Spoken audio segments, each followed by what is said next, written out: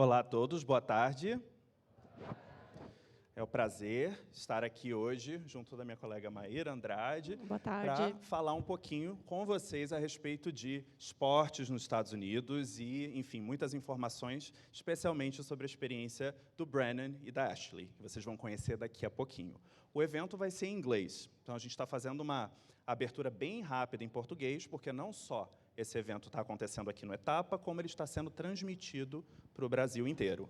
Então, para quem está aí assistindo em casa, boa tarde também. Então, é um prazer falar em nome do EducationUSA e compartilhar um pouquinho com vocês sobre a experiência de ser atleta e jogar nos Estados Unidos. Então, vai ser basicamente essa introdução em português e, exceto pela parte do QR Code que o Alisson pediu para a gente comentar, para quem está em casa e quiser fazer perguntas ao final do evento, vai aparecer na tela um QR Code. Use esse QR Code para enviar a pergunta para a gente e a gente vai receber e poder fazer a pergunta para os atletas. Okay, so now we'll switch to English, okay? And I hope everybody's comfortable with that. So good afternoon, everyone. My name is Vitor Marconi. I'm one of the Education USA offices at Colégio Etapa. And today with me. Hi, good afternoon. I'm Maíra. I'm also here with Vitor at Education USA office at Etapa. Thank you all for being here this afternoon. So first and foremost, we would like to thank the U.S. Consulate in São Paulo for their collaboration in many events like this one. So thank you so much, Jerry, Marcos, Wesley, and the whole team. I would also like to thank our Education USA leadership, Rita Moricone and Annelise Hoffman, for their continuous support. So Education USA is the official U.S. State Department network of advising centers all over the world, and it provides accurate, comprehensive, let me see if the slide's gonna change, oops, yes. Accurate, comprehensive, and updated information about U.S. higher education institutions. We're present in more than 170 countries, and we have more than 40 offices just in Brazil. In São Paulo, we have 3 offices, one at Colégio Etapa, so here we are, one at Mackenzie, the university, and the other one at FAP. So these are the 3 offices in São Paulo, but again, as I said, there are more than 40 offices in Brazil. So we provide individual counseling for students that want to study in the United States, and we organize many fairs with U.S. universities. Every year, there are Education USA fairs all over Brazil. And the next fair circuit is actually called Roadshow. It will happen in many cities, including São Paulo. So we'll have the fairs starting in April, on April 3rd in Rio de Janeiro, on April 5th in Fortaleza, on April 8th, Salvador, on April 10th, Curitiba, on April 12th, Porto Alegre, on April 15th, Belo Horizonte, and on April 18th in São Paulo. So it's pretty much everywhere, right? So if you're watching it live and you're in one of those cities, or if you're actually close to one of those cities, make sure you participate in those fairs. For the folks here in São Paulo, let's go to the fair together. Maíra and I will be there. Christina, who is our supervisor, who's sitting right here, raise your hand, Chris, so that everybody sees you. Yeah, she's gonna be there as well. So we would love to interact with the Etapa students, and of course with students in São Paulo and all over Brazil, to talk about opportunities in the United States. Did you guys know that there are more than 4,700 U.S. colleges and universities? Yes or no? Oh, I saw somebody actually nodding, shaking, saying no. Yes, there are many institutions in the United States, and we like to say that there is a U.S. institution for everyone. Did you know that there are more than 16,000 Brazilian students currently studying in the United States? 16,000. A lot of people, right? So we like to say at Education USA that studying in the United States is easier than you think, and Education USA is here to support you, to guide you through the application process. It could be, you know, like one of us, Maíra, Chris, and I, but it could be any of the Education USA advisors in Brazil or all over the world. So that's pretty much as Education USA in a nutshell. So I'll pass it over to Maíra, who will explain a little bit, like the U.S. higher education system and talk a little bit about the college application process in a nutshell, of course. Thank you, Victor. So, hello again, everybody. I'm going to talk to you a little bit about the American education system and mainly focusing on the options that you guys have as high school students once you graduate, yes? So upon concluding your studies here at Etapa or other institutions where you might be watching from, over there, high school, a student can opt for a community college where they can get a degree after 2 years, or they can opt for a 4-year institution where after 4 years, of course, they'll get their bachelor's degree in the preferred area. Afterwards, of course, then they can choose to continue further their studies and go for a master's, doctorate, PhD. So there really is a very diverse and long pathway student can follow in the American educational system.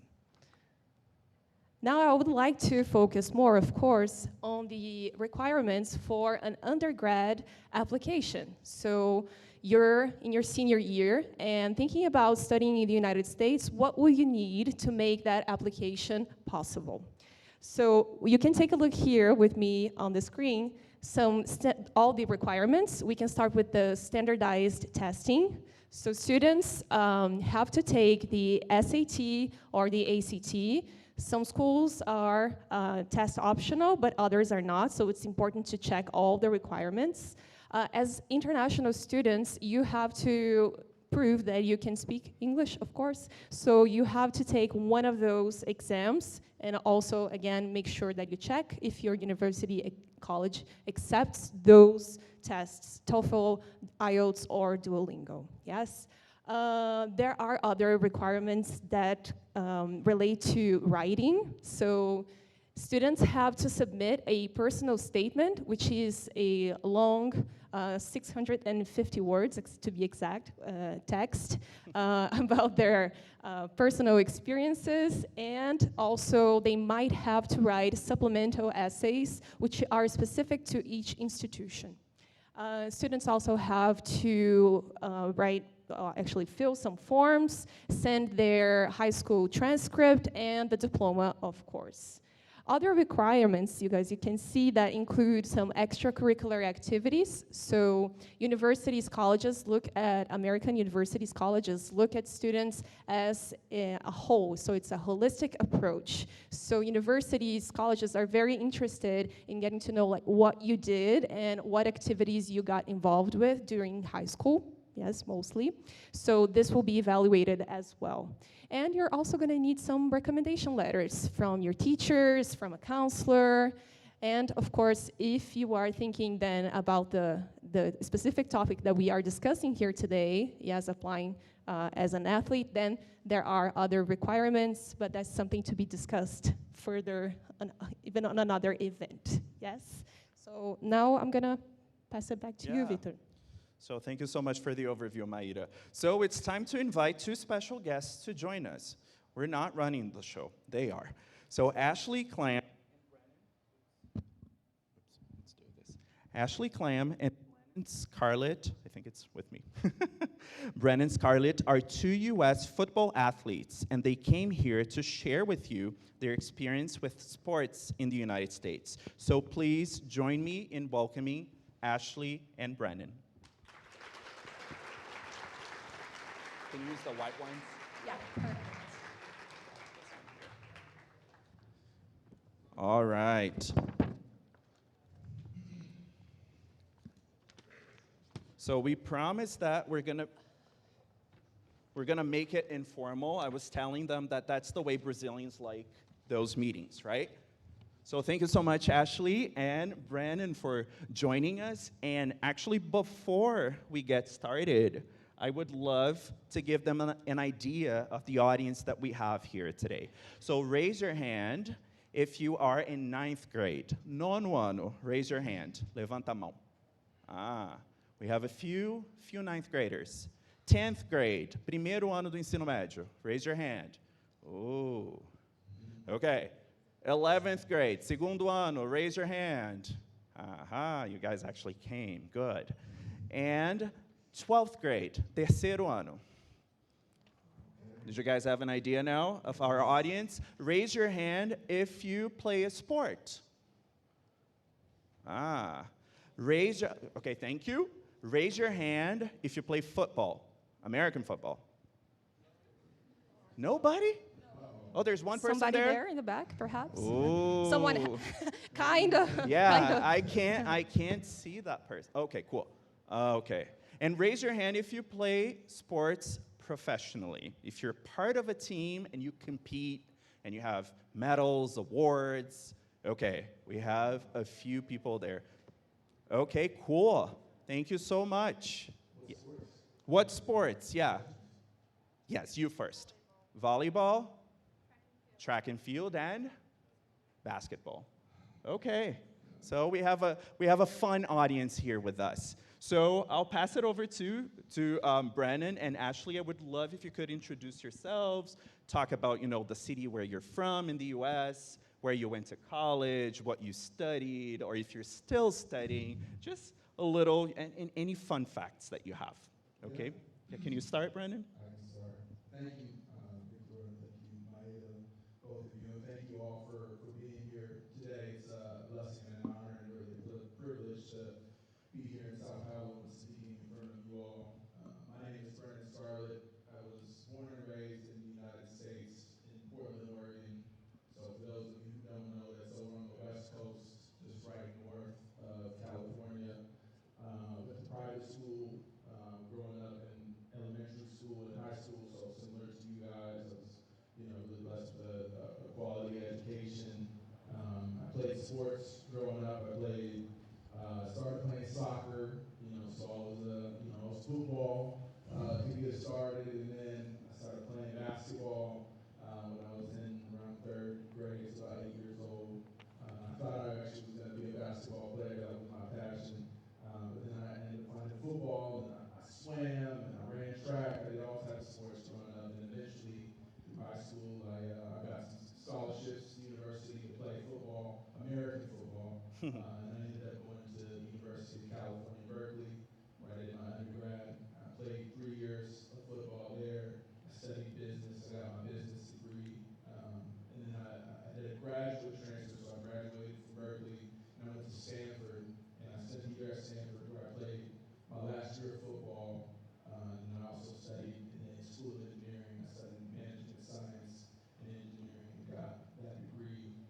Then upon that, I was an undrafted free agent, played in the NFL for 7 years. I played with the Houston Texans for 5 seasons, and I played with the Miami Dolphins for 2. We're in Super Bowl week. Unfortunately, I never won a Super Bowl, but I had a great career and really happy with it. Not yet, right? Yeah. So yeah, that's a little bit about me. And again, obrigado for allowing us to be here. Hi everyone, tudo bem? I am Ashley Clam. I am 19 years old, so I was in your shoes literally last year. I'm a freshman in college. I go to the Kaiser University. It is an NAIA college in West Palm Beach, Florida. And so it's about 2.5 hours away from Orlando, 1.5 hour away from Miami. So I'm kind of right in the middle. But I originally grew up in Austin, Texas. And I play flag football, which I'm sure a lot of y'all have not heard about that. But it is a big growing sport, especially in America. And I'm just really excited to be here to share that amazing sport with y'all. I am on the women's U.S. national team, USA Football Women's U.S. national team. And I am the youngest member to have been on the team forever. And I also was on the 17U national team. And I was the first co-captain. So it's very exciting stuff. I actually go to college to play flag football on scholarship. And I am excited to be here to share with y'all some tips and tricks and just anything that can help y'all if y'all want to go to college in America. Wow, yeah, go ahead. So I just wanted to make sure we had some energy in the room. Yes. Como vai? Todo Come on, come on. bien. Como vai? Okay. All right. Like Victor said, I think it's good for this to be informal. Ashley and I are both really excited to be here. So, as we go, please feel free to give energy and questions and yeah, I just wanted to set the stage. Are you saying that we can switch to Portuguese now and go? No, not quite. Okay. No, not yet. You tell me. I think we both only know como vai en todo bien. So Todo bem. But how long have you been in Brazil? 3 days. Yeah, now? that's 3 good days. for them, right? 3 days. Yeah. Brazilians are nice, so don't Yes. worry. very. And for those of you at home, make sure you ask questions. Use the QR code. So let's move on. And I'm very curious about why you picked football. And I know there's so many sports, but what was special about football that made you decide, yeah, this is the sport I'll focus on and not the other ones? Ashley, do you mind starting? So whenever I was younger, I played a ton of sports. I played volleyball, track and field. I played soccer, softball, baseball. I was very athletic, and I absolutely loved any type of sport. And the reason why I chose flag football in particular was mainly the connections that I was able to create all across the world. Being on a national team, I have met players from Japan, Brazil, Canada, Mexico, like so many amazing people. And learning about their culture and how they live their life was very important to me. And especially growing up with my select flag football team, we all knew kind of the same things. We all were going through playing a sport that not many people knew. We all did that together. And so having that sisterhood and that connection with all of those girls, it was very special to me and really is the reason why I fell in love with this sport. And I'm just happy to be here educating y'all about flag football and all of the amazing pathways that it has. I mean, you're able to go to college and get scholarships to play this sport. And you're able to play on national teams like Brazil. Brazil has a national team. And so you're able to do all of those amazing things, and even including LA 2028 Olympics. So it is just a fantastic sport, and it's growing every day. So, yeah, I'm very happy to be here to tell you all about it. Well, Brennan. Yeah, so my athletic journey really started before I was even born. My father ran track at Brigham Young University, also known as BYU. So he ran track. He also competed professionally. He competed in the 1996 Olympic trials up in Canada. And so I was born in 1993. So while he was still competing, I was born and I was going to the track and I was, coming out of the blocks, crawling out of the blocks. And so, athletics and sports was really in my blood from a young age. And like I said, I started playing soccer and, and I fell in love with soccer. I thought I was going to be the next Pele. But then I found basketball, and so I was playing basketball. I thought I was going to be the next Michael Jordan. And then I found football and swimming and I kept running track. In all of these sports, I really tried to compete at a really high level and was really passionate about them all. Ultimately, when I got into high school, my body and my size became clear that I was more suited to play football than any of the other sports. When I finished my freshman year in high school, I was 235 pounds, and I was like 6'2". So I don't know how that's converted to meters and pounds, but I can Google it. I was a big kid, and so football. Okay, 188. Yeah. Yeah. Our director helped me. What is it? That's 188 in meters. Okay, so I was 188, 235 pounds. So I was a big guy, and professional football players. I was able to kind of see them on TV playing games and training and saw their size and their speed and their athleticism. And I saw myself, really. So I said, you know what? I want to go and pursue that. And this was around the same time that I started to get scholarship offers. I got my first scholarship offer as a sophomore in high school from Oregon State University, and then all the Pac-10, now the Pac-12. The whole conference started offering me, and by the time I was done with my high school education, I had over 20 offers from Division I colleges, and so it really became an opportunity to go and study and pursue my education, and which is what I ended up doing. That's really cool. My school was actually part of the Pac-12. Is that right? Yeah. Who's that? University of Utah. Okay. wow. The Utes. The youth, yeah. Yo. Okay. I'll Played share. any football there, Victor? Oh, yeah. My dreams, right? I can dream about football, but not in this reality. Yeah, we'll forgive you for that. Go ahead. Can you switch to? Yes, Of course. Thank you. Yes. So we want to ask you guys if you have a memory of a special game, a memorable game for some reason, if you can share that with us. Yeah, man, a ton of memorable games, some big wins, some big losses. There was one game that happened my rookie year with the Houston Texans, and I was undrafted to the Houston Texans, which essentially, to give you guys a scope of how it works in the NFL and professional football, is there's a draft, and all 32 teams basically choose the players that they want to have on their team, right? All the players coming out of college, these 32 teams, they choose their favorites. There's 7 rounds of the draft, right? The first round guys, the guys that go in the first round are the most highly touted, the most talented guys, and then all the way through 7th. And actually, the last pick of the draft, they call Mr. Irrelevant. It's like a thing. They call him Mr. Irrelevant. So I was Mr. Totally Irrelevant because I was not in any of those 7 rounds. They called me afterwards. The Houston Texans called me afterwards and asked for me to come in and go into training camp. And when you go into training camp, there's 90 players on the team. By the end of training camp, 6 weeks later, they cut the roster down to 53. So essentially half of the guys get cut. And so when I went in to training camp, I was hurt. I had a hamstring injury, and so I was rehabbing, and I was really stressing out because here I was, an undrafted guy. I'm already the odds are stacked against me, and I had to go through 4 weeks of rehab and not able to participate. And I finally came back, and the second game that I came back, I had the best game of my entire life.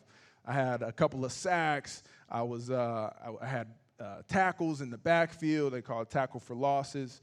We were playing the Arizona Cardinals, and I'll never forget that game because having all the adversity of the injury, and this was, after being undrafted, then I came back and I played in that game and had just an incredible game, and it honestly set the stage for the rest of my career. And I ultimately, I made the team because of that game, and then was able to play for 7 years in the NFL.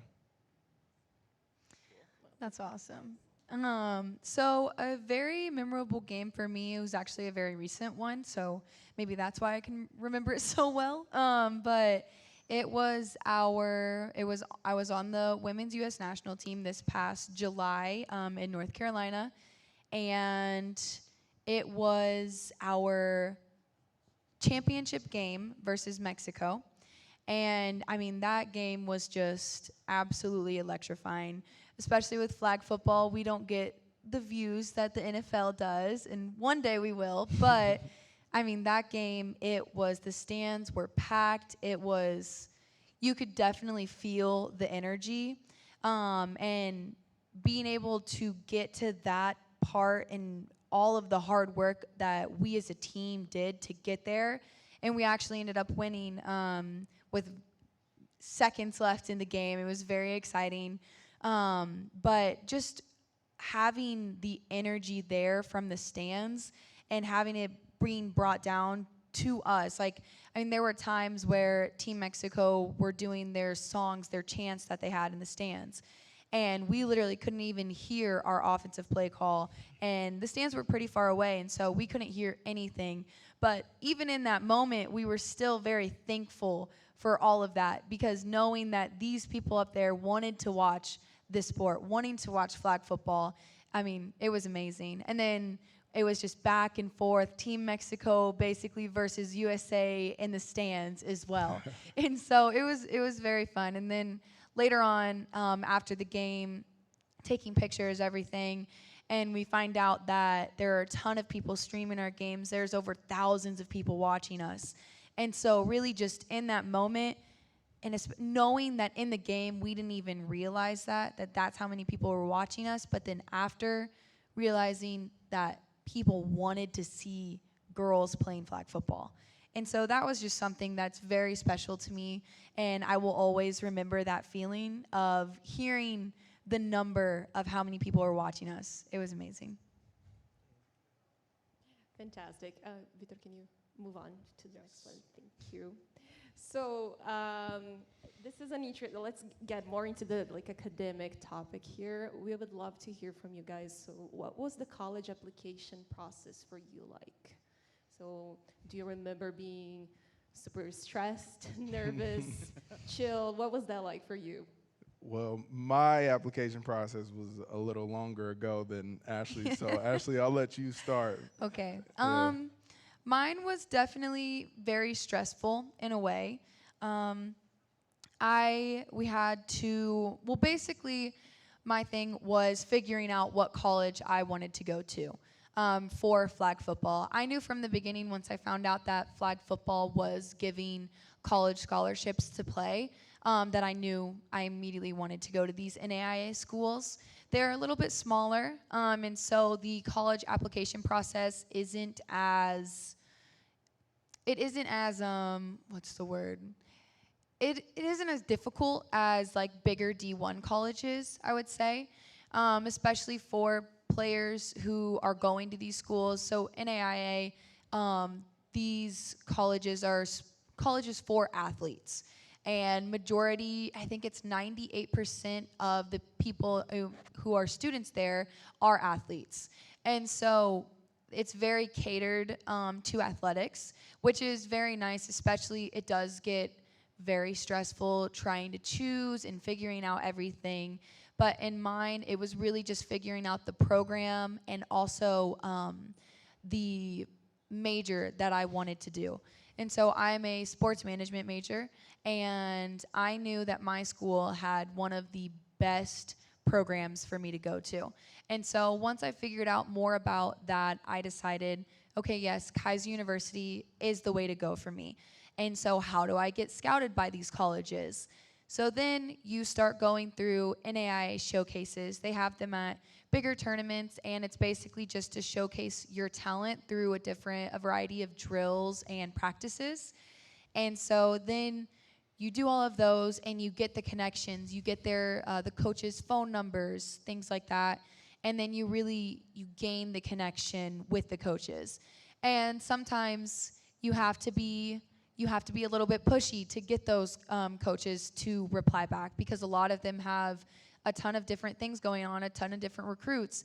And so if you are ever in that process of trying to get colleges, don't be afraid to send another message. Say, hey, I'm just wondering if you received this message, things like that, because in all honesty, they're probably not ignoring you. They just probably have a lot of other people that they have to talk to.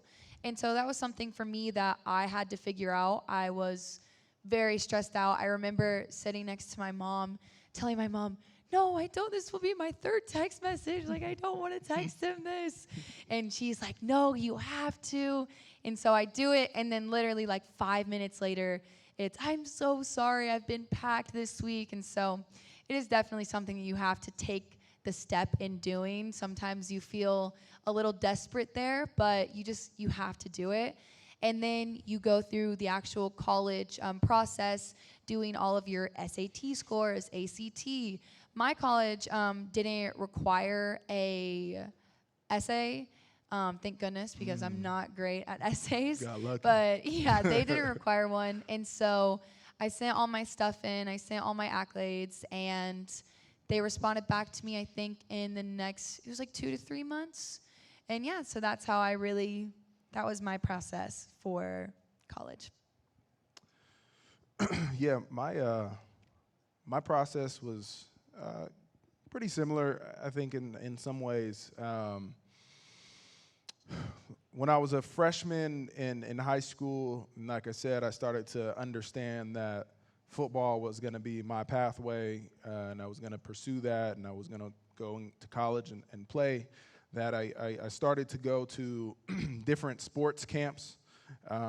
So there would be these satellite camps that would be held maybe in the Portland area, which was my hometown, or maybe up in Seattle. And then some of the universities, they would have football camps too. So University of Oregon would have a camp.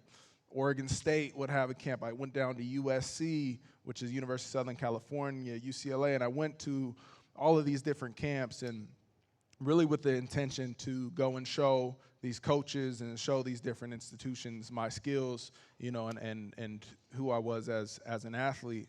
And we also, at the same time, there were these websites that were popping up that were scouting players, and then they were also ranking players from 1 to 1,000 as far as where people saw them and where they ranked in the sport of football. And then they would give you stars. You could be a 1-star or you can be a 5-star, and the 5-star were like, the most highly touted guys that have 50-plus scholarship offers. And so after I kind of started to go to some camps, that's when my first offer from Oregon State rolled in, and then the more scholarships started coming in. And through that process, when you get to your junior year and you're starting to get close to the time where it's time to choose the school that you go to, you have the ability to take 5 official visits. Now, these official visits is basically the university will fly you and your family out to the college to then go visit and explore the campus, talk to the teams, meet the players, and they're recruiting you, right? They're showing you their best stuff. And so I took 5 different trips. I went to Notre Dame, USC, UCLA, Stanford, and Berkeley, and those were my top 5. And then when it started to come down closer to the wire, I whittled it down to my top 2, which ended up being Berkeley and Stanford. And if you guys don't know, like Berkeley and Stanford are high-level academic, really prestigious universities. So it was important for me to make sure I had good grades. In high school, I had a 3.8 GPA, and I took my SAT, my ACT, and I scored well on those. I took AP classes because applying to Stanford, you had to take advanced placement classes. I think you had to take 2 or 3. Also had to take 3 years of Spanish, so I know un poco español, un poco. And then it ultimately came down, so Berkeley and Stanford. I applied to Stanford, I got in, and then I chose between Berkeley and I ultimately chose Berkeley for my undergrad, and really because I found a cultural alignment there. I loved the team and the coaches and the guys, and it was really diverse. There was great music, the parties were dope, so I was like, I want to go to Berkeley. So that's how it happened for me. That's exciting, and it seems like you did your homework to get to Berkeley. Yeah, for sure. And I think to Ashley's point too, a big piece of this is, you really do have to be your biggest cheerleader through the whole process, right? It's like when you have your highlight films, and you have your grades and you have the contacts to these college institutions, you really need to reach out and you might have to text them 3 times, or you might have to keep emailing them like, hey, I'm getting better, or hey, I'm at this camp, or this and that, and you really got to be your own PR or marketing agent. Mm-hmm. Excellent. And because we want to listen to you and your questions, we have 2 more questions for you. Okay. One for Ashley and one for Brennan. So for Ashley, thinking that you are currently, going to Kaiser University and playing flag football, what are some challenges that you have faced as, a student athlete? So it definitely does get busy being a student athlete, especially right now. I'm traveling in Brazil right now, and so I'm missing a lot of classes, but making sure that you stay on top of your classes, stay on top of your grades, no matter where you end up going, that is definitely so important. And I know a lot of people told me that whenever I was first going to college, and I'd sit there and I'm like, okay, obviously they're gonna tell me that, like they have to, like that doesn't really mean anything. But then you get there and you really are like, wow, this stuff piles up fast. Like you are taking 5 to 6 classes, and then especially being a student athlete as well, I'm always told to whatever issue you have, when you walk on that field, leave it at the door. You leave everything there. And that is something that I have to do, but it is very hard to do so whenever you have homework that you have to do. Homework from 2 weeks ago that you forgot to do. Your quiz, you have a quiz next class that you didn't even study for. Your GPA is going down. You missed classes, things like that. That stuff piles on, and that stuff stays in your brain. And especially for me, I am someone who I get very stressed out easily, and I'm sure a lot of you do as well. And so when that stuff piles on, it makes it difficult to perform your best. And that's either in your classrooms or on the field.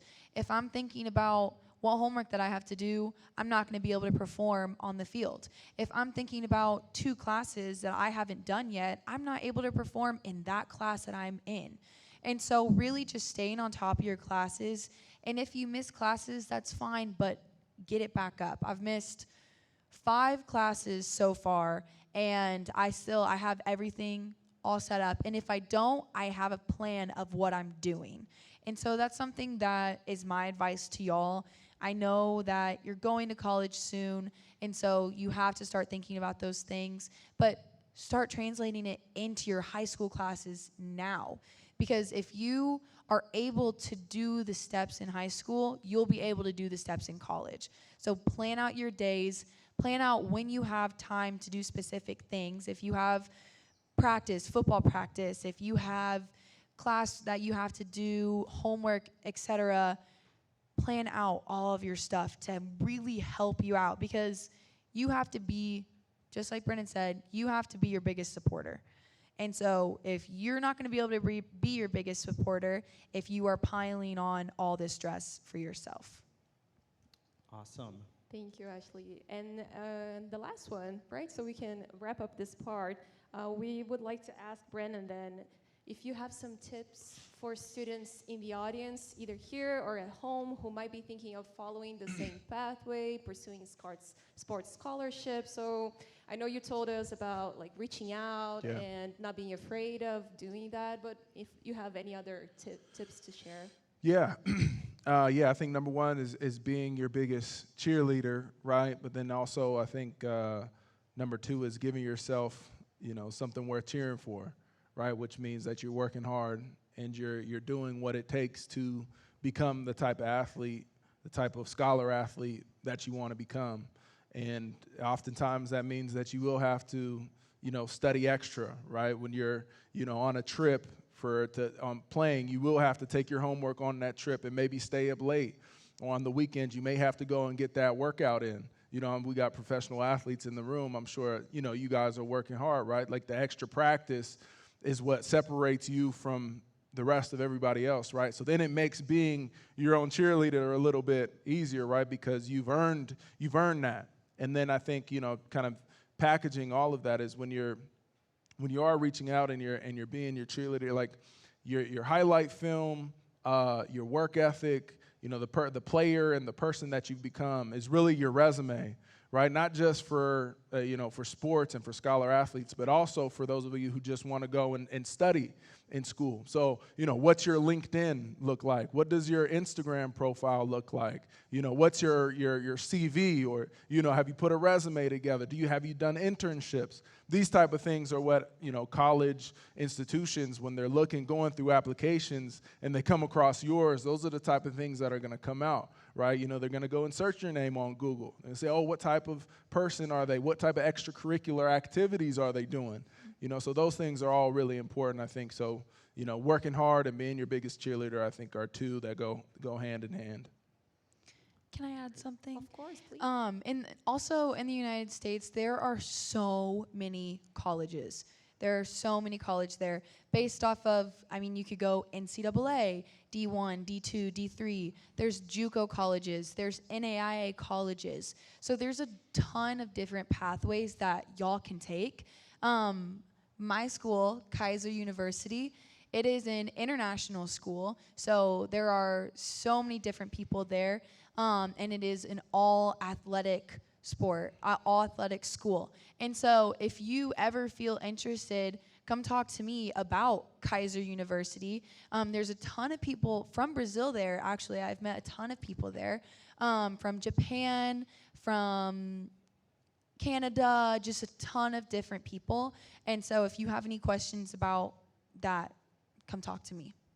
No, that is amazing, and we can actually think about a webinar in the future, For sure. maybe with you and somebody from the admissions office to talk about your school, you know, like the different profile of students that Absolutely. you're trying to get. So thank you so much. So we're getting ready to listen to the questions from the audience. So this is what we're gonna do. We're gonna take one question from, you know, like the in-person audience, and then one more question from our virtual audience, and then we'll see how we're doing with time.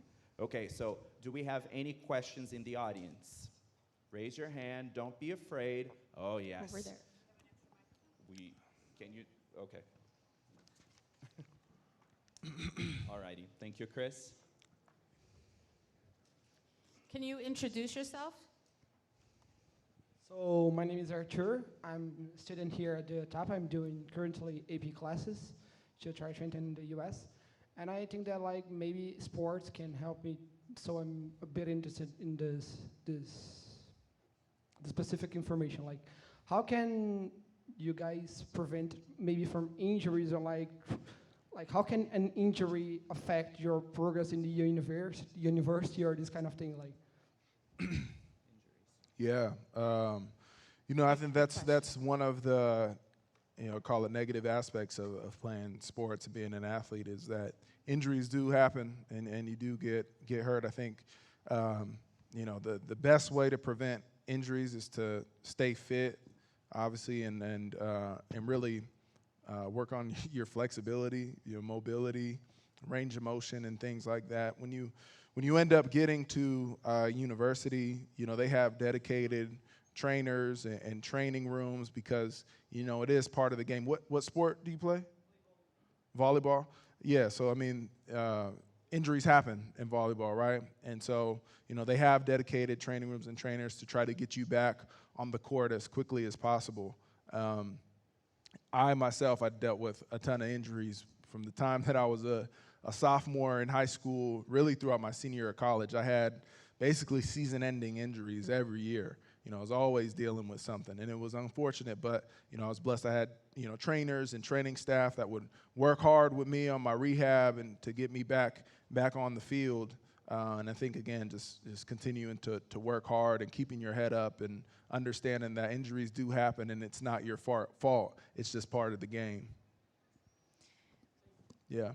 Excellent. So do we have any questions from the online audience? Pode postar a pergunta só pra gente. Okay.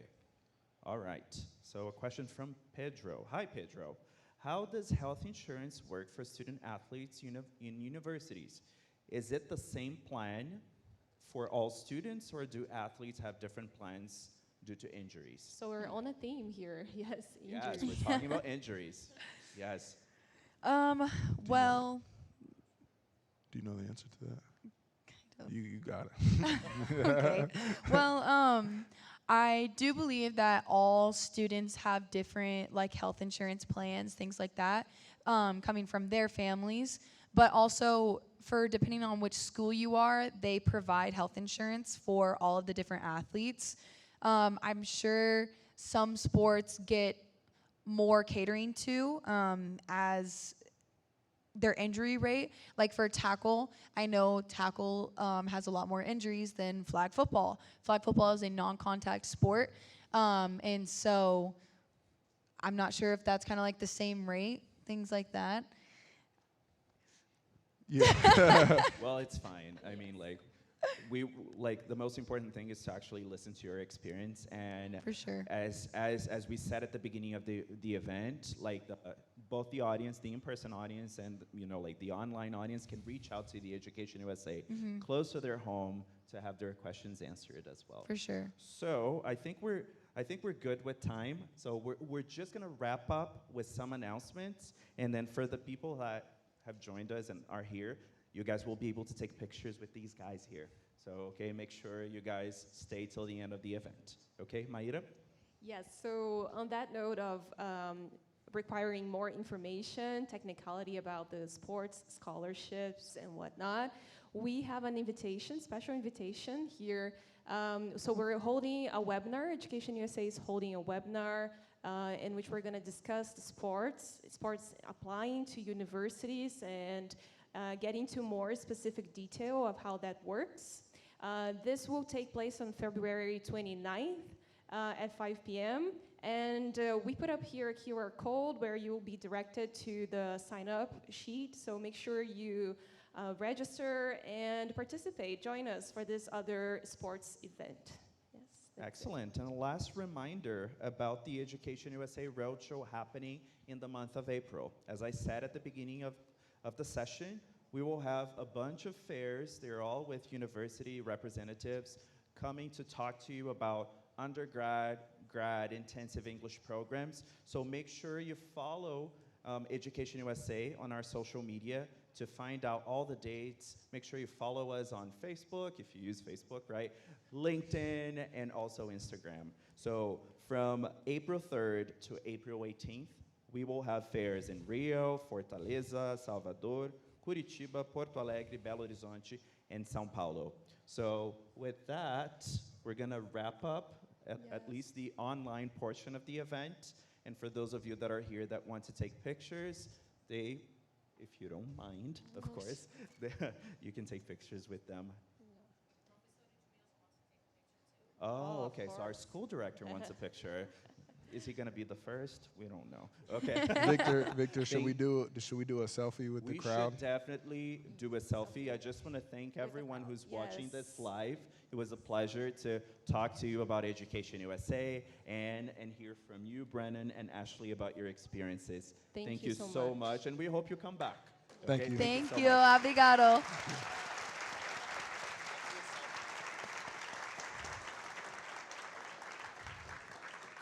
So we should do a selfie. What should we should do like 1, 2, 3, and then Yeah. what should we do, like total BAME on 3 or something? Is it total BAME on 3? Okay. There we go. Total BAME on 3. 1, 2, 3. Total BAME. There it is. Yeah.